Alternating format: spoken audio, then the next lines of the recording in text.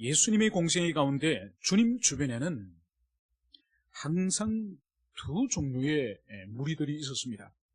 한 종류의 무리는 자신이 죄인임을 인정하며 그래서 예수를 통해서 하나님을 만나고자 하는, 그래서 하나님의 은총을 사모하는 무리들이 있었는가 하면은, 또 한 부류의 무리는 자신은 예수 그리스도를 통하여서 죄 사함을 받을 만큼 그런 죄인이 아니고 그래서 다른 목적을 가지고 주님 앞에 모인 사람이 있었다는 거죠. 한 부류의 사람은 주님이 행하시는 그 사역 가운데에 종교적인 호기심을 가지고 주님 앞에 나온 사람이 있는가 하면은, 또 한 부류의 사람은 주님께서 모세 율법에 무슨 실수를 하고 책을 잡힐 만한 허물이 무엇이 있는지 그것을 발견하기 위해서 모인 사람이 있는 거죠. 그래서 그리스도를 통해서 자신의 죄를 고백하고 하나님을 만나고자 하는 그 대표적인 무리가 제자라고 한다면은, 바로 주님의 허물과 주님의 그 약점을 찾아서 고소하려고 모인 무리들이 오늘 본문에도 등장하는 이 바리새인들과 서기관이 아니겠습니까? 그래서 주님께서는 공생의 사역 초기부터 그분이 십자가 달리는 그 순간까지 주님 주변에는 항상 이 두 부류의 무리가 있었음을, 그것을 알 수 있는 거죠. 여러분, 이것은 교회 시대도 마찬가지예요.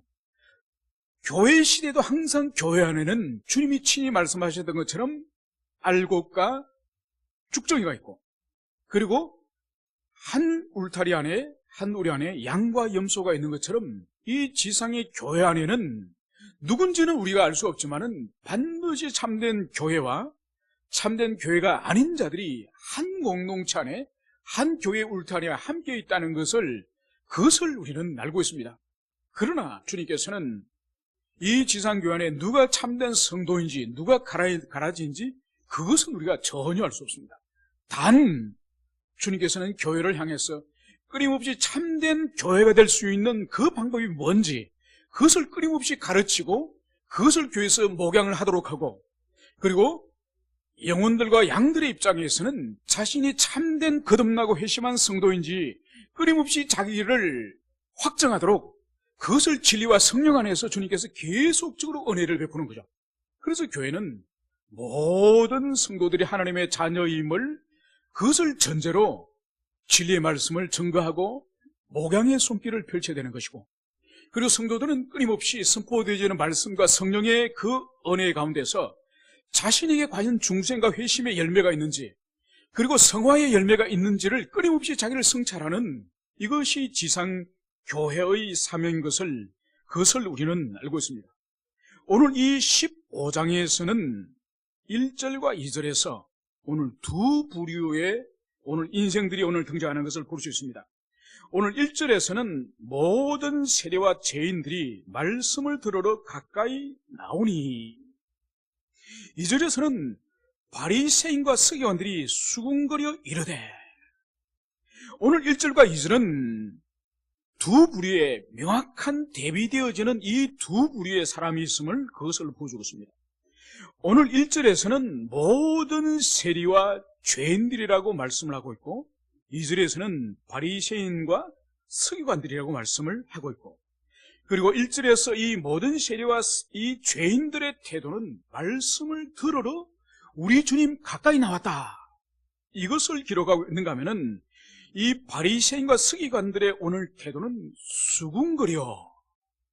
그래서 이 두 부류의 무리가 분리되어지고 두 이 무리들의 주님을 향한 태도가 완전히 다른 것을, 그것을 여기서 볼 수 있습니다. 그러면 이 부분이 어떠한 모습인지 우리가 좀 더 살펴보도록 하겠습니다. 여러분, 우리가 알다시피 주님의 시대에 이 유대 사회에서 율법에 근거할 때 가장 그 시대에 악한 사람을 들라고 한다면은, 여기 있는 이 죄인으로서 세리를 꼽을 수 있죠. 그리고 여성으로 친다면 여성은 창기가 아마 여기에 들어갈 것입니다.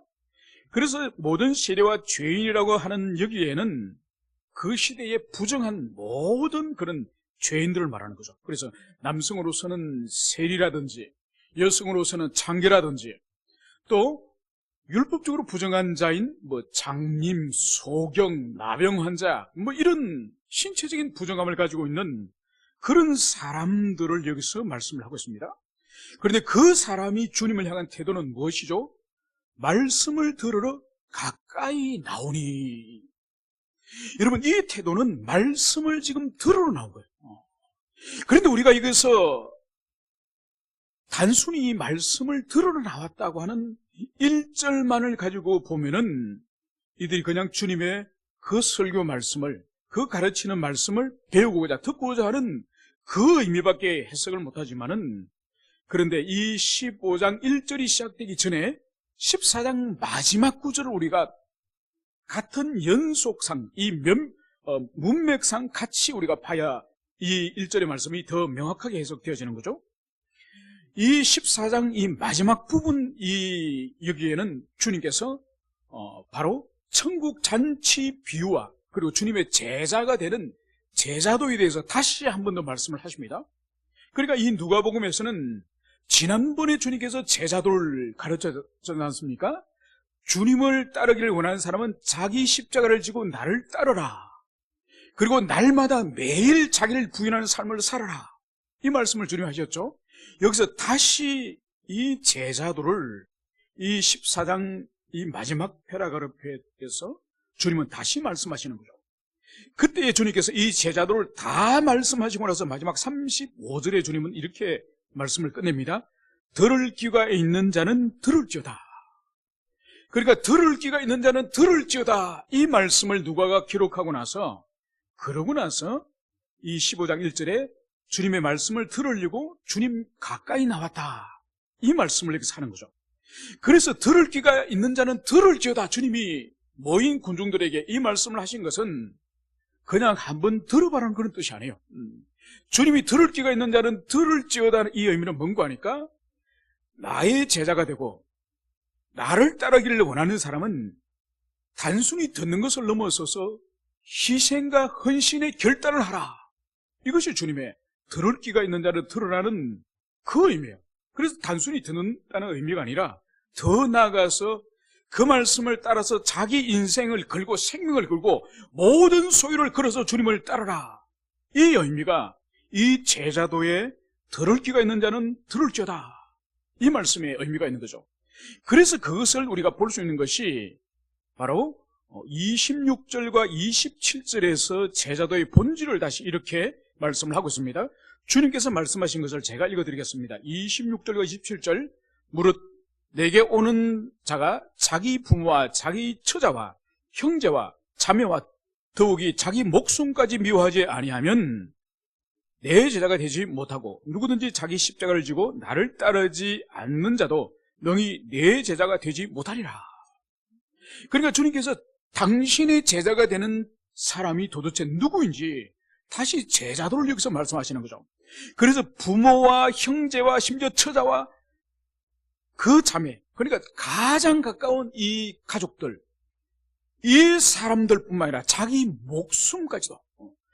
목숨까지도 미워하지 않으면은 주님의 제자가 되지 못한다는 거죠. 그래서 자기 십자가를 지고 주님을 다시 따를 것을 여기서 다시 말씀하시고, 33절에서 주님은 제자도에서 다시 한번 강조하십니다. 33절을 제가 읽어드리면 이와 같이 너희 중에 누구든지 자기의 모든 소유를 버리지 아니하면 너희 내 제자가 되지 못하리라. 여러분, 26절과 27절에서는 가장 가까운 처자와 형제와 자매를 버릴 뿐만 아니라 자기 생명을 버려야 된다고 말씀하셨다고 한다면은, 이 33절에는 자신이 지상에서 가지고 있는 모든 재산과 소유를 버릴 그것을 말씀하시는 거죠. 그러면서 주님께서 들을 귀가 있는 자는 들을지어다. 그래서 자기의 소유를 버리고 생명을 버리기까지 이제 주님의 제자가 되기를 결단한 사람은 그것을 과감히 희생하고 헌신하라. 이것을 주님이 말씀하시는 거죠. 그래서 이 말씀 후에 오늘 세리와 이 죄인들이 그 말씀을 들으러 오늘 모였다. 가까이 나왔다. 여러분, 그렇기 때문에 이 세리와 이 죄인들은 그냥 주님의 말씀 한번 들어보려고 온 사람이 아니에요. 자기 모든 소유와 심지어 자기 생명까지도 버리고 주의 그 말씀을 듣고 헌신하고 결단하기 위해서 모인 사람이 이 모든 세리와 죄인이라는 것을, 이것을 가슴에 새게 됩니다. 여러분, 이게 기독교 신앙이요, 이게 그리스도의 제자가 된다는 의미고, 이것이 하나님의 자녀가 된다는 의미요. 그냥 이 세상에서 여러 가지 일들 가운데에 신앙이라는 영역, 직장 생활도 있고 취미 생활도 있고 동창 모임도 있고 여러 가지 분야 가운데에 교회 생활도 있고, 여러분, 이건 신앙생활 아니에요. 오늘 주님 분명히 말씀하십니다. 주님을 따르려거든 처자식과 심지어 자기 생명, 자기가 이 지상에서 소유하고 있는 모든 물질과 소유도 포기하고 버리라. 이게 주님의 제자가 되는 거다. 여러분, 물론 이것을 문자적으로 주님 말씀하신 게 아니에요. 그 정도로 주님과의 관계, 하나님과 관계를, 모든 삶을 포기할 정도로 여기에 생명을 걸고 모든 가치를 걸어라는 이런 의미로서 주님께서 여기서 과장된 비유를 말씀하시긴 합니다. 여러분, 이 말씀에 근거할 때에 과연 오늘날 우리의 신앙생활이 주님께서 가르쳐 주신 이 제자도에 과연 합치되고 있습니까? 얼마나 오늘날 기독교 신앙을 쉽게 가지고 쉽게 포기하고 교회를 쉽게 옮기고 쉽게 이렇게 저렇게 하는 그 모습을 볼 때에 이 주님의 이 제자도의 이 바로메타로 볼 때에 과연 우리가 이 시대에 참 제자가 있을까? 과연 내 자신이 참 제자일까? 이것을 깊이 돌아보는 여러분 되시기를 축원합니다. 오늘 이 절에서는 이제 두 번째의 부류를 바리새인과 서기관들이 수군거려. 여러분, 여기 수군거린다고 하는 우리가 지금 개역 개정을 보지 않습니까? 과거 개역 버전에서는 이것이 수군거리라고 번역하지 않고 원망하다는 그 단어로 번역을 하고 있습니다. 그러니까 여러분, 지금 바리새인과 서기관도 예수님 가까이 나왔지만은 그들의 목적은 모든 세리와 죄인과는 전혀 다른 그런 존재들이죠. 그러니까 이들은 하나님의 말씀, 그리스도의 입술을 통해서 증거되어져 있는 하나님의 말씀을 통해서 자신이 하나님께로 돌아가고, 그리고 자신이 영생을 얻고 자신이 그리스도 몸에 접붙여진다고 하는 이런 의식이 전혀 없는 거예요. 전혀 없고, 이 사람은 자신이 예수를 통해서 구원을 얻을 만큼의 죄인은 아니다. 오히려 이 죄인 중의 괴수, 이단의 괴수인 이 예수가 도대체 오늘은 또 무슨 거짓말을, 무슨 율법을 어기는 말을 하느냐, 이것을 지금 관찰하기 위해서 온 거죠. 그래서 이들이 지금 수군거려 주님의 가르침과 주님의 말씀에 대해서 원망하는 것을 보여주고 있습니다. 여러분, 오늘날도 마찬가지예요. 이 바리새인들에게는 이 14장에서 이 천국 잔치에 관한 비유가 등장하지 않습니까? 우리가 이미 묵상했습니다만, 그 천국 잔치에 이 바리새인과 서기관들은 아무도 천국 잔치에 참여할 수 없다고 말씀을 하고 있습니다. 그러니까 여러분, 이 바리새인과 서기관의 본질적인 이 본성이 뭔가 하니까, 하나님을 사랑하거나 하나님을 경외하거나, 그래서 그리스도 예수를 통해서 하나님께로 돌아가고자 하는 이런 선한 의지가 없는 사람이에요. 그래서 이들의 본질은 오늘 누가는 수군거려 원망하며, 여러분, 하나님의 말씀에 대하여서, 그리스도 예수에 대해서, 또 하나님에 관해서 원망하거나 사람들끼리 모여서 수군수군거리는 그런 영혼에게는 은혜가 없습니다.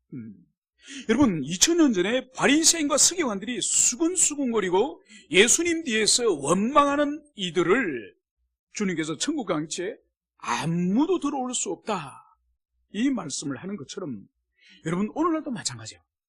여러분, 이 세상에 많은 영역과 많은 사회 분야가 있습니다. 직장도 있고, 의사, 변호사, 그리고 영업하는 장사하시는 많은 분야가 있지만은, 여러분, 가장 수군수군거리고 원망하고 말이 많은 공동체를 하나를 찾아라고 한다면은, 여러분, 교회가 절대로 2등하지 않습니다. 여러분, 그래서 교회는 영원히 망하는 이유는 말로서 망하고, 말로서 시험 들고, 말로서 상처 주고, 말로서 넘어지고, 여러분, 말로서 시작해서 말로서 끝나는 데가 교회예요. 그래서 이 바리새인의 오늘 특징도 오늘 주의 이 말씀에는 수군거려, 원망하며. 여러분, 그래서 교회에서 가장 조심해야 되는 것 중에 하나가 이 짧은 혀예요, 혀. 이 한 뼘도 안 되는 이 혀. 이 혀를 야고보 사도는 야고보서에서도 뭐라 그러죠? 우리 인생 전체를 불태워서 인생 전체가 주저앉는 인생의 수레바퀴를 불태우는 그 불이라고 말하지 않습니까? 그래서 여러분 보세요.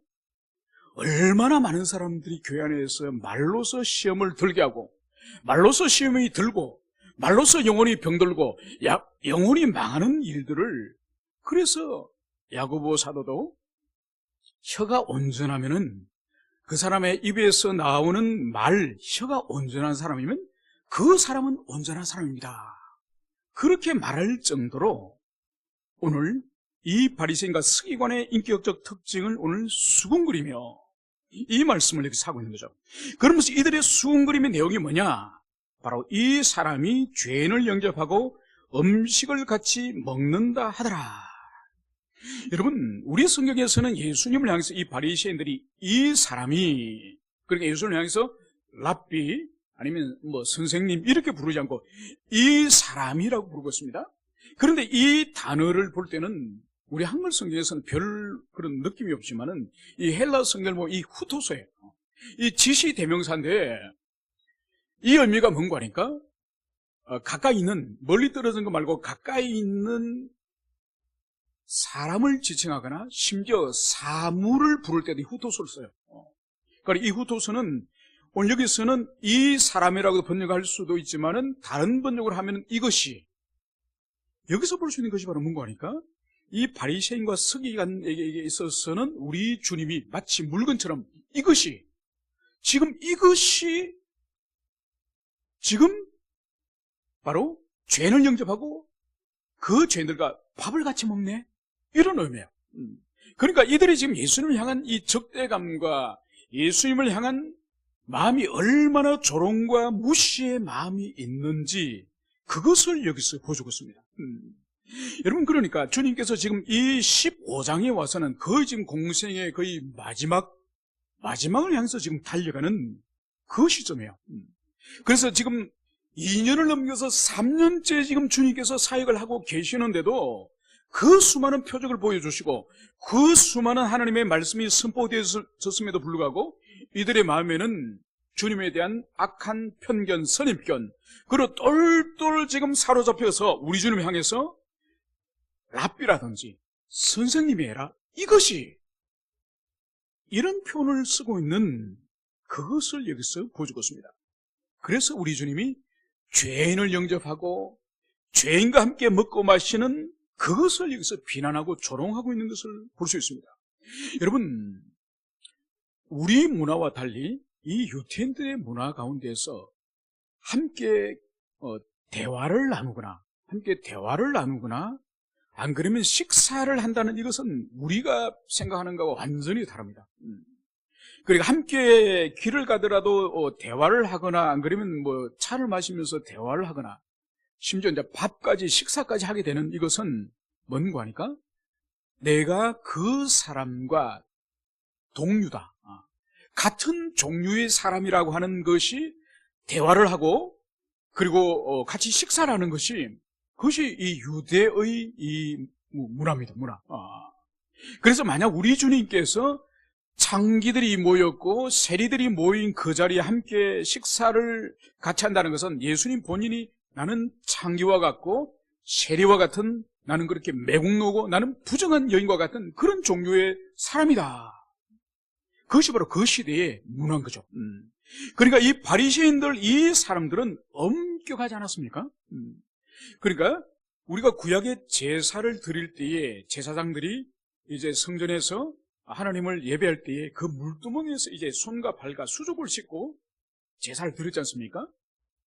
그래서 구약시대 때 이 정결 예식은 성전에서 예배를 주관하는 제사장들이나 이 레위인들이 그 율법을 따라서 몸을 씻고 그렇게 들었죠. 그런데 이것이 구약의 역사 가운데에 쭉 내려오면서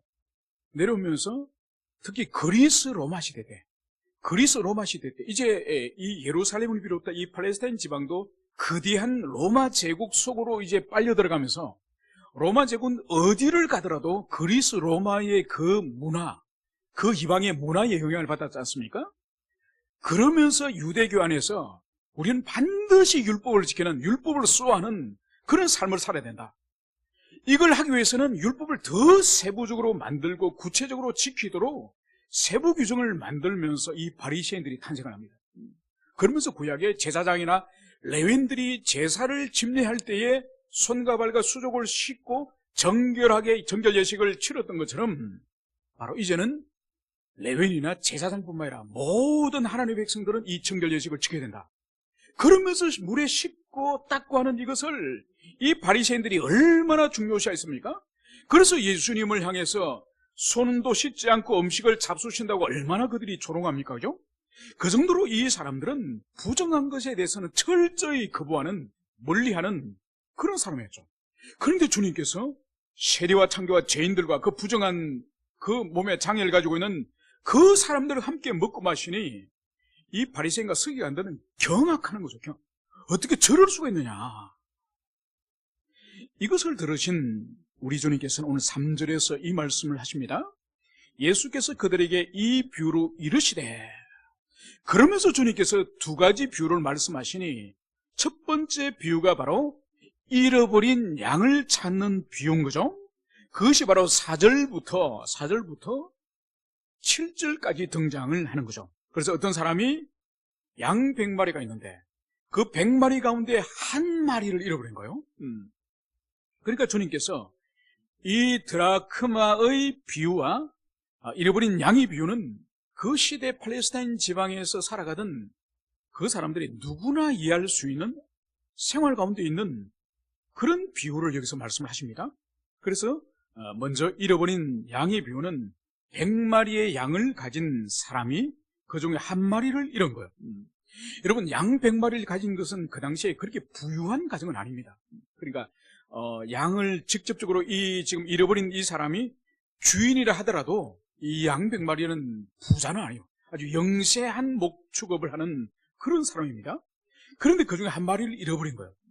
우리는 이미 요한복음 10장을 통해서 목자와 양에서 이미 예수님이 말씀하신 것처럼 그 시대의 목양의 이 목축에 대한 인사이트가 뭔가니까 이 양에 대해서 주인이 한 마리 한 마리 이름을 다 지어주고 이름을 부르면은 그 양이 자기 이름을 듣고 나온다고 그 말씀을 주님이 하셨습니다. 이것을 볼 때에 이 100마리의 양을 쳤던 이 사람 또한 그 한 마리의 양이 어떤 양인지, 그 양이 철수 양인지 영이 양인지 이름을 알고 있을 겁니다. 그래서 헤아려 보니까 그 양이 없어진 거죠. 이미 그 양에 대해서는 이 주인이 이미 인격적인 그런 관계, 그 양과의 개인적인 관계, 그 관계 가운데 있는 거죠. 그래서 해가 졌기 때문에 한 마리 정도는 뭐 잃어버릴 수 있지, 그냥 99마리 데리고 집에 가자, 이게 아니라는 거죠. 그래서 오늘 여기서 이 한 마리를 잃은 이 사람이 99마리를 들에 두고 그 잃은 것을 찾아내기까지 찾아다니지 아니하겠느냐. 그러니까 아마 이 사람이 이웃에 있는 다른 목동에게 자기 양을 맡겼겠죠. 다른 목동에게 맡겼던지, 안 그러면 그 초원에 임시 막사들 있지 않습니까? 그들이 초지를 따라서 이동하면서 양을 돌보기 때문에 임시 막사에 이제 99마리를 가둬두고 그 한 마리 양을 찾아서 지금 떠나는 거죠. 그러면서 그 양을 찾아 떠나는 이 모습. 여러분, 여기서 바로 예수님이 잃어버린 양은 하나님을 떠난 우리 죄인을 의미하는 것이고, 그리고 양을 이제 찾아러 이 꼴짝이 저 꼴짝이 이 초원 저 초원을 돌아다니며 헤매는 이 분은 바로 하나님 아버지를 의미하는 거죠. 그래서 이 비유의 본질은 양을 찾아러 다니시는, 양을 발견하기 위해서 찾아러 다니시는 하나님, 이분이 주체고 주인공입니다. 그러면서 드디어 이 양을 드디어 찾아낸 겁니다. 그래서 즐거워 어깨에 메고, 그러니까 양을 이제 양 어깨에 메고 양 다리를 이제 두 다리를 이제 네 다리를 붙잡고 그렇게 이제 돌아오는 이 아주 목가적인 분위기를 예수님이 지금 아주 리얼하게 여기서 말씀을 하고 있습니다. 그러면서 이제 집에 와서 오늘 6절에 의하면 벗과 이웃을 불러서 이제 말하되 함께 즐기자. 나의 잃은 양을 찾아내어노라. 그러니까 그 잃어버린 양을 이 목자가 찾아서 얼마나 기뻤으면은 잔치를 하는 잔치를. 이웃과 벗을 불러서. 여러분 어쩌면 이날 밤에 동네 사람 다 불러다 잔치하면은 양 한 마리 값보다가 더 들어갈지 몰라요. 몇 마리 값이 들어갈지언정 이 잃어버린 이 양을 찾는 이 목자의 마음이 얼마나 기쁜지. 그러면서 주님은 이 죄인 한 사람, 이 한 사람의 돌아옴을 7절에서는 이렇게 말씀을 하시는 거죠. 죄인 한 사람이 회개하면 하늘에서는 회개할 것이 없는 어인 99으로 말미암아 기뻐하는 것보다 더하리라. 여러분 오늘 여기서 양을 찾아서 집으로 데리고 오는, 그래서 잔치를 배설하여서 모든 이웃과 먹고 마시는 이 환희, 이 기쁨, 이 자리를 바로 천국 잔치에 비유하는 거죠. 그래서 하나님을 떠난 그 인생들이 선포되어지는 복음을 듣고 선포되어지는 말씀을 듣고 이제 주님 앞으로 다시 나오는 그 모습을 보고 얼마나 하늘에서 하나님의 기쁨이 충만한지, 그 기쁨이 큰지, 그것을 여기서 말씀을 하고 있는 거죠. 여러분, 그러면서 이어지는 비유를 또 하나를 말씀하십니다. 어떤 여자가 10드라크마가 있었는데 하나를 잃어버리면 등불을 켜고 집을 썰며 찾아내기까지 부지런히 찾지 아니하겠느냐. 여러분, 한 여자가 10드라크마가 있는데 그 중에 하나를 잃어버렸다는 거예요. 여러분, 이 드라크마라는 이 단위는 아직도 정확하지는 않는데 아마 데나리온과 같은 단위로서 그 당시에 사용되었다고 그렇게 보여집니다. 그러니까 데나리온은 하루에 이 임금 노동자들의 일당이 한 데나리온이죠. 그러니까 오늘날로 치면 한 7, 8만 원, 8, 9만 원 그 정도의 돈이 이 한 드라크마입니다. 그런데 10드라크마가 있는 거예요. 그리고 이 드라크마를 가진 사람이 오늘 주님 말씀이 어떤 여자가, 여러분 이것은 팔레스타인의 그 문화를 이해해야 됩니다. 단순히 10드라크마라고 한다면은 11치 1당을 말하는 것이 아니에요. 여러분, 여인에게 10드라크마는 그 당시에 혼인 문화와 관련있습니다. 그러니까 여자가 결혼해서 자기 집으로 이제 아내로 들어오면은 남편이 여자에게 이 10드라크마의 이 동전을 선물을 해요.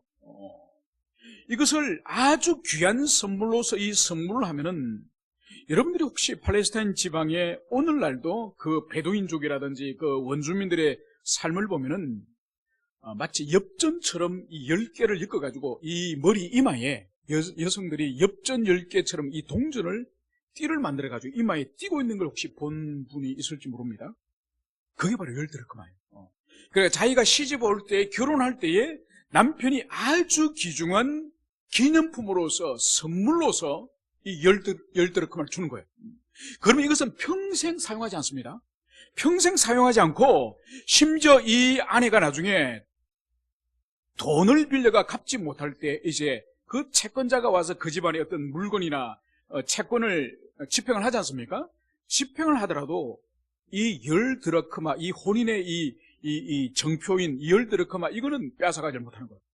이것은 관습에서 빼앗아가지 못하고, 심지어 이 10드라크마를 이웃의 사람이 와서 한번 만져보자 하더라도 절대로 다른 사람에게 10드라크마를 만지게 허락하지 않았다고 합니다. 심지어 밤에 잠을 자더라도 낮에 머리에 이 띠처럼 10드라크마를 매달고 다니는 이것을 벗어가지고 자기 머리맡에 침대에 보관하는 거죠. 그래서 10드라크마 가운데 만약 한 드라크마라도 잃어버리면 그 당시에, 주님 시대 그 당시에 이혼 사유에 해당되었다고 합니다. 그 정도로 여성들에게 10드라크마는 11치 1당의 문제가 아니에요.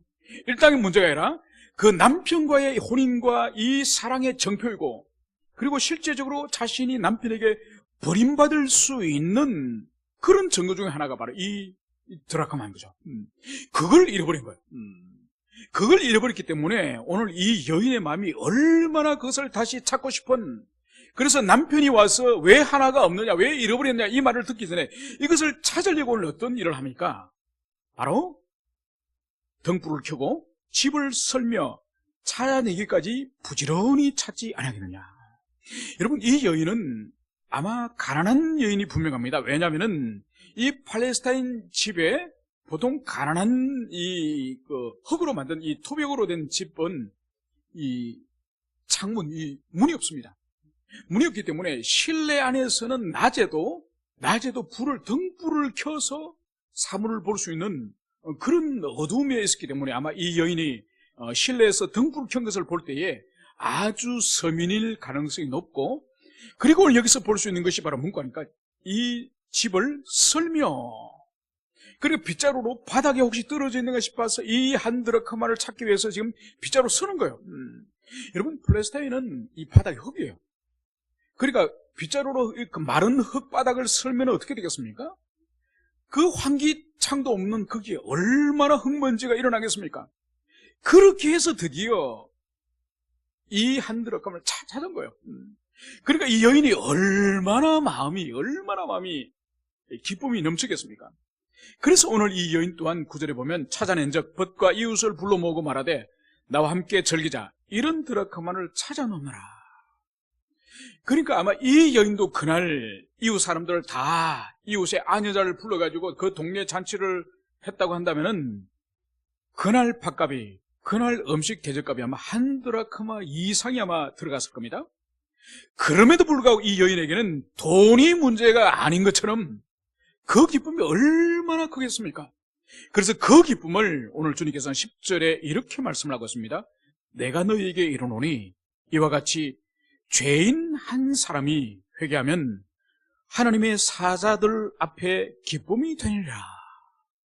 여러분, 하나님을 떠난 이 세상에 하나님 없이 살아가던 방황하며 그 죄의 무게 속에 눌리면서 신음하며 살아가는 그 인생이 하나님 앞으로 돌아오는 이 회개의 삶, 이 회개를 통해 돌아오는 그것이 오늘 얼마나 큰지 바로 하나님 나라 사자들 앞에 큰 기쁨이 되었다. 그러니까 천국에 하나님의 큰 기쁨이 되었다. 이 말씀을 여기서 하고 있는 거죠. 그러니까 죄인 한 사람이 돌아오는 것, 죄인 한 사람이 창조주 하나님 앞에 이제 돌아와서 나는 죄인입니다, 나를 용서해 주시고 나를 자녀 삼아 주십시오. 여러분, 이것이 얼마나 하나님 나라에 하나님께 큰 기쁨이 되는지 그것을 오늘 여기서 말씀을 하고 있는 거죠. 여러분, 그래서 이 지상의 주님과 하나님 나라의 가장 큰 기쁨과 복이 되는 것은 영혼이 돌아오는 거예요. 그러니까 이 지상에서 많은 헌금을 주님께 올려드리고 큰 예배당을 수백억 수천억을 주님께 지어드리고 아니면 교회 집사나 장로 중에서 국회의원이 태어나고, 여러분, 그거는 주님 앞에 관심이 별로 아닙니다. 큰 의미가 별로 없습니다. 오늘 주님과 하나님 나라의 천사들, 사자들에게 큰 기쁨이 되는 것이 바로 뭐라고요? 잃어버린 영혼이 하나님께로 돌아가는 이 회개의 삶, 이 회개를 오늘 주님께서는 그렇게 기뻐하신다고 이것을 말씀을 하고 있습니다. 우리 가운데 아직 하나님께로 돌아가지 않는, 진정으로 돌아가지 않는 영혼이 있습니까? 그리고 우리 주변에, 우리의 지인들 가운데 진정으로 주님께로 돌아가지 않는 영혼들이 있습니까? 오늘 주님께서 원하시는 것은 하나님 당신이 잃어버린 드라크마를 찾아서 애타듯이, 그리고 잃어버린 양을 찾아서 그렇게 들판을 헤매시듯이 우리 주변에 있는 그런 주님을 만나지 못했던 영혼들을 향해서 주님의 이 마음을 우리가 품고 소유하고, 그래서 복음을 전거하고 그들이 주님 앞에 회개하여 돌아갈 수 있도록 그 일을 우리가 결단하며 힘쓰는 우리 모두가 되었으면 좋겠습니다. 함께 기도하시겠습니다.